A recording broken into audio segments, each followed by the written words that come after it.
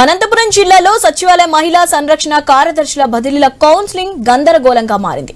Counselling ముగిసి 2 రోజులు పూర్తవుతున్నా ఇంకా బదిలీల్లో స్పష్టత కనిపించడం లేదు. గత 3 రోజుల నుంచి మహిళా కార్యదర్శులు చంటి పిల్లలతో పోలీస్ కార్యాలయం వద్ద రాత్రింబవళ్లు పడికాపులు కాస్తున్నారు. ర్యాంకు ప్రకారం కౌన్సిలింగ్ నిర్వహిస్తామని అధికారులు చెప్పినట్లు తెలిపారు.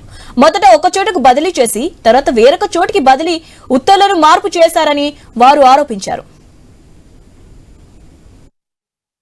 బడా నాయకుల సిఫార్సులతో పాటు డబ్బు ఇచ్చిన వారికి కోరుకున్న చోటు దక్కుతుందని పలువురు మహిళా కార్యదర్శులు పేర్కొన్నారు. నిబంధనల ప్రకారం కౌన్సిలింగ్ జరగలేదని ప్రశ్నించిన పలువురిని పోలీస్ అధికారులు ఉద్యోగం నుంచి తొలగిస్తామని బెదిరించినట్లు ఆరోపణలున్నాయి.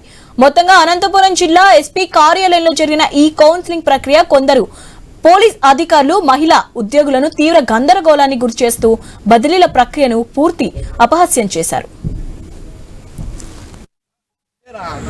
ఎస్పీ ఆఫీసులో ఇట్లా బెదిరించేది ఏం జరిగింది బుద్ధి బుద్ధి తీసుకొని జాబు లేకుండా దానికి మాట్లాడతారట. కొన్ని కొట్లు ఇచ్చినారు, మళ్ళీ ఇప్పుడు దాడి తోట, మళ్ళీ రేపు వచ్చి మా దగ్గర మనకు చేరేస్తారు. ఎందుకు మార్చారు? ఏంటికి మార్చారంటే వాళ్ళ కళ్ళు కనపడలేదంట. వాళ్ళకు కన్నచ్చింటే వీళ్ళు మార్చారు. 2కి చెప్పినారు, 5కి వచ్చినారు. మళ్ళీ ఇప్పుడు మళ్ళీ బెదిరించి మళ్ళీ లోపలికి మళ్ళీ ఇప్పుడు బయటకి 20 ఎకరాలు మొక్కదన్న పెట్టుకుంటే బతుకుతా. నేను భరించాల్సింది ఎవరు? ర్యాంకు ప్రకారం పోతే ఎవరిది ర్యాంకు 262 ర్యాంకు. ఏడ జాబ్ రావాల్సింది. వాళ్ళ బుద్ధి బుద్ధి అంటే ఏ చేయండి లేకుంటలేదా? మళ్ళీ చెప్పేదానికి ఎస్పీ ఆఫీస్ వీడు లైవ్ లో న్యాయం జరుగుతుంది. నిన్న లైవ్ బాగా అందరికీ న్యాయం జరుగుతుంది నిమ్మాన్నాడంట. ఇది న్యాయం జరిగినది వీడ.